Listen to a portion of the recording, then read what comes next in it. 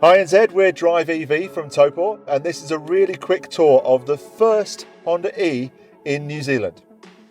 Range on this car is about 200 kilometres. On our roads that means about 2 weeks of around town driving. That's 1 week of city commuting, or if you want to go from Topor to Auckland, then you're looking about one stop along the way on our coarse chip highways.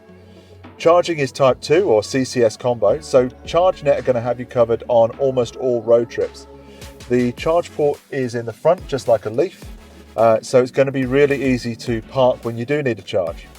On that, the car can handle 50 kilowatts DC charging. So to put that in simple terms, that's as fast as almost all ChargeNet chargers can output.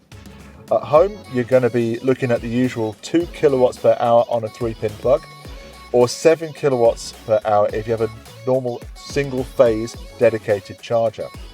Now, Honda do say this could go up to 22 kilowatts in the future when they bring out their own dedicated charger, but we've tested it at 7 kilowatts. So you're going to have pretty much overnight charging for most of your day-to-day needs. Drive motor's in the back and the steering lock is immense, so it's really hard to bugger up a U-turn. There's not a huge amount of load space in the boot, but it is enough for a weekly shop, and the passenger cabin is massive for such a small car. Now, Steve and I are not small lads, and we fit in just fine in any seat in this car. Honda have clearly thought about what a city car is. They pretty much defined the segment back in the day, and this car takes a lot of design cues from the early generation Civics.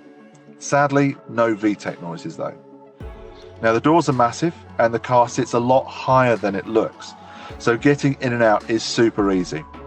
Don't worry too much if you parked in a tight space, because the windows are frameless, so you can easily lower the glass and stand up easily and get out. This is a properly fun car, both to drive and just to be in. There are more screens than you could ever really need, and you can plug any HDMI equipped device in, like an Xbox or an Apple TV, and you can play full games on, and then you can flex on your Tesla owning friends.